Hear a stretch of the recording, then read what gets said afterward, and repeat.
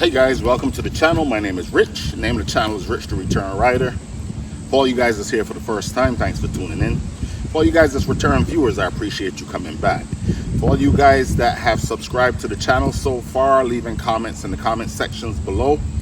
Love having conversations back and forth with you guys on this journey back into riding motorcycles. I'm learning so much from you guys. Anyway guys, this is my attempt today to actually honor the request of one of my viewers that saw my video on the Robert Simmons global ride. That video, if you get a chance, check it out guys. It was an awesome experience for my wife and I. This is based on our journey back into riding motorcycles after I've been away for 20 plus years. I rode motorcycles in the mid to late 1990s. Lost my best friend to a motorcycle accident back then. Sold my motorcycle and haven't owned a motorcycle for about 20 plus years. I got back into riding guys about 2 years ago on my Suzuki Boulevard M109R. I've recently purchased this motorcycle. Well, actually we've owned this motorcycle about a year now, my wife and I. She requested having something a little bit more comfortable. I'm hoping at some point in the near future she can actually ride this motorcycle herself. It's going to be a little bit of journey before we can do that. She is on the verge right now of learning to ride. I really appreciate her coming along on this journey, getting back into riding. But anyway guys, for someone that saw that video, the Robert Simmons Global Group Spring Ride, they saw the drop guards here on this 6th generation Goldwing and asked me to do a video commenting on them a little, and even possibly the installation process. And this is my attempt to do that guys. So again, this is from a company called Worldmotop drop guards. I guess that's the name of the company. And you know, I'm leaving in a little bit of a description here behind this introduction. But guys, I've had these drop guards on for a little while now. They come with no instructions, and they do explain that in their advertisement to the product. They are requesting that you but that you actually email the company for the instructions. Don't know why. I struggled in the beginning to put these drop guards on, and after I was able to figure it out, realized that it was a really simple installation. Again, I explained in the video, you might want to start mounting this drop guards from the back. It'd be easier to have it stabilized in place. But guys, this is my attempt in trying to mount these guards and showing you what I did to be able to mount the guards. It should probably be maybe a half an hour, less than an hour installation if you know what you're doing. Now, the drop guards come with some hardware, and again, on their website they don't do a great job of explaining, because the pictures that I'm showing after this here don't even show the 13 millimeter nylon lock nuts. It's not shown in the video, but that's what's secured to the front of the bike. And again guys, this is my attempt to show you guys what these drop guards are like. If you get the opportunity and you want to see how the drop guards work, you can go to the Robert Simmons practice session 41. I did stay the day over to do the practice session, and had a couple of different drops. In exercise 4, left and right turns, at the time marker of about an hour and 16 minutes into the practice session, you're going to see that I dropped the motorcycle while making a left turn, and the guards definitely seem to have done the job there. The motorcycle did not go completely over. The guards go a little below the regular factory guards that's there. That's what I liked about them. And also at the end of the practice, we did a slow ride competition, and if you look there, this is 3 hours and 22 minutes into that video. You're going to see that I also dropped the bike on the right side of the guards, and again, they did the job there. Will this stop the bike from going over completely and damaging the bags? I'm not fully aware of that. I'm not sure about that. What I would like is some extra protection for the back to protect the bags, like a lot of the Harleys have actually guards for protecting the bags. I haven't found anything out there yet where you don't have to do quite a bit of modifications. But anyway guys, This is my video on the installation of the Worldmotop. Don't know if that's the correct way that's pronounced, but you'll see it in the description here below, on the next section. So guys, without further ado, again guys, please subscribe to the channel so I can continue to make some of this content. This is actually my first review on some products, not reviews, but installation on some of the products here that I'm going to be purchasing. Now, these highway pegs is not included. I have them on. You're going to be seeing them in the video. I did purchase these a little after, and again, I think they were actually too big for these. I think what is 1-inch bars, so I had to do some modifications to get those to work also. All right guys, here we go.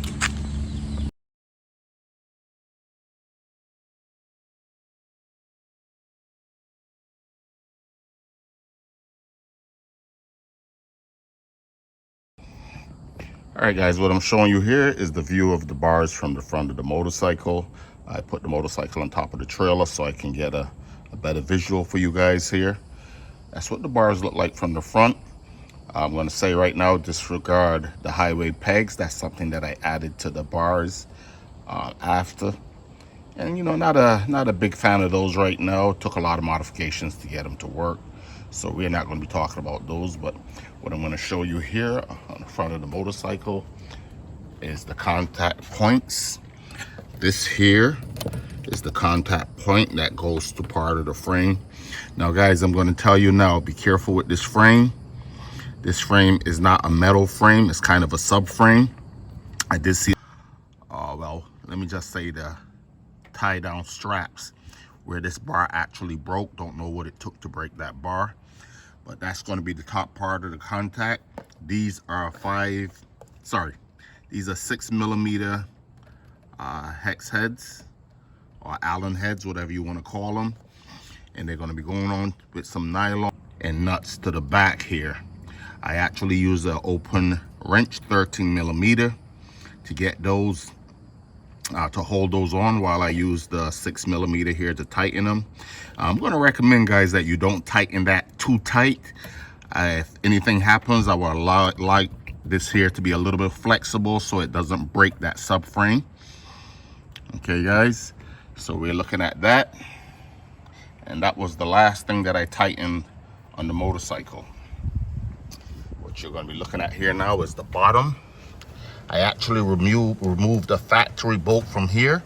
This is one of the longest screws that you have, and it replaces the factory, I want to say it was like a 13mm bolt. I'm not sure. These bars were installed, and I actually took them back off to show you guys how to mount the crash bars. Again, that's the view you're looking there from the right side. The right side, guys. The right bar and the left bar are designed differently. What you're looking at right here is I had to replace this. This is actually a 17mm. I'm going to see if I get the specific specs of this bolt here that I bought from Home Depot. And you actually had to press the brake pedal down here to be able to access this bolt. Again, this bolt here I think was a 14mm bolt, factory bolt that came out. And this here is the actual shortest spacer that I'm going to be showing you, that I show you at the beginning of the video. And this spacer goes in between here. There's actually a washer that goes into the space here in the back. And then I put another washer on this 17mm bolt here that I bought from Home Depot. My recommendation is when you're putting the bars on, guys, start here with mounting this here first and using this to hold the whole bar in place. And then you're going to go to the middle bolt, the longest bolts that come in the kit, and you're going to hand tighten this end. It feels really easy to be cross-threaded, and you're going to leave everything loose on the bolt, on the bike. The last thing you're going to do is you're going to tighten up. This is going to be your last point of contact right here to the front. Now the difference between the right bar and the left bars, guys, I'm going to show you in a little while. This is the right bar again, the shortest spacer that's there. On the bottom here, there's a spacer. Don't know if I can flip the camera around and show you it underneath. The spacer that goes in between the pipes, guys, is the longest spacer that come with the kit. The kit come with two, I guess two of the bigger spacers and one of the shorter ones there. I wish I had measured them, but like I said, these things was already mounted. It took me a while to mount them. After these instructions, what I'm hoping is that this is a pretty quick install for you guys, because it really should only take probably about a half an hour to do this install. It took me a lot longer than that. I'm not a kid that grew up messing with puzzles and so forth, and the fact that this thing didn't come with instructions is absolutely absurd. All right, guys, let's go over to the left side of the bike. Pegs there down. I mean, they're pretty comfortable once you get them mounted, but the space in between these pegs here, but anyway, that's another video. If you guys are interested, you let me know in the comment section below. Now, this is the right side of the bar. How you're going to tell the difference between the right side and left side of the bar, of course, you can line it up and tell. But this bar here actually has an angle down. Now, I don't know if this bar got a little bent when I was on the cone course. Like I said, you go to the Robert Simmons video. I'm going to show you what section that video was in so you can see the drop of the motorcycle. But again, this bolt here is a 14mm bolt, and that's the factory bolt that I put back. Don't recall what happened with the bolt that came with it, but it didn't seem to work for me. But ideally, it should fit. But like I said, I had to do minor modifications to get this thing to mount the way I wanted it to. This is going to be the middle. What you're looking at here now, guys, is again that 6mm, the longest bolt. Again, that comes with the kit. It comes with two of them. And the longest spacer goes under here. And that spacer goes under there to offset it off of your exhaust pipes. The interesting thing that had me a little puzzled when I was assembling this is on this back bolt here, there's no spacer that goes up against the frame. And you know, I think I might be replacing these for the powder coated black. They're only $179 or something like that dollars. Pretty affordable if I think it's worth it. Still in the trial phase here. And this is going to be the front part. Again, take a good look at how you're going to be mounting this. And again, you don't want these to be too tight. 13mm nut in the back with, again, that 6mm bolt that goes through. And these, again, like I said, they're nylon lock nuts. And what I did, guys, is I lift the bars a little off of this this cover that's here. Now this cover I need to tighten back. I actually replaced the 5mm bolts that came with there.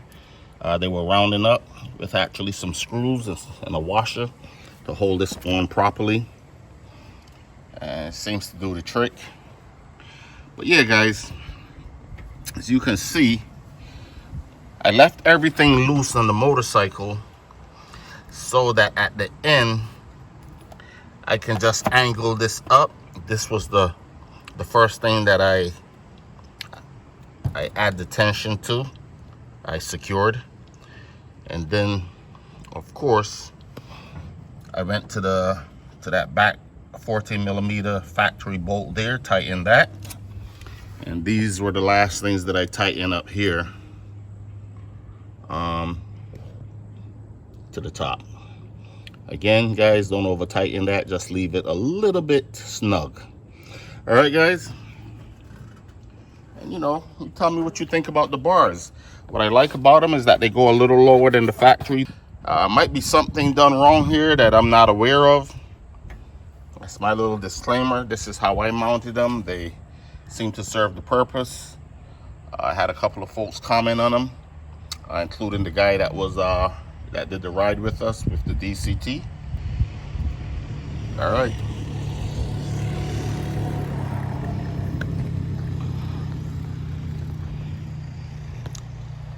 Show you the back angle of the bike here.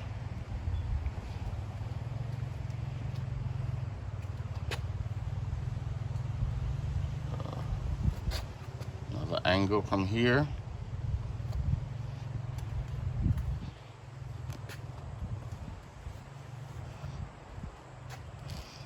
And the front view of the motorcycle. All right, guys. Again, don't care what you ride, man. Get out there, practice, do these safety classes. You know, like I always say, it's better you drop your motorcycle in the concourse than to crash them out there on the streets. Guys, these were important for me to mount. I do think it's a necessary thing to have on the bike because I'm such a big proponent of doing those motorcycle safety classes. All right, guys. Thanks.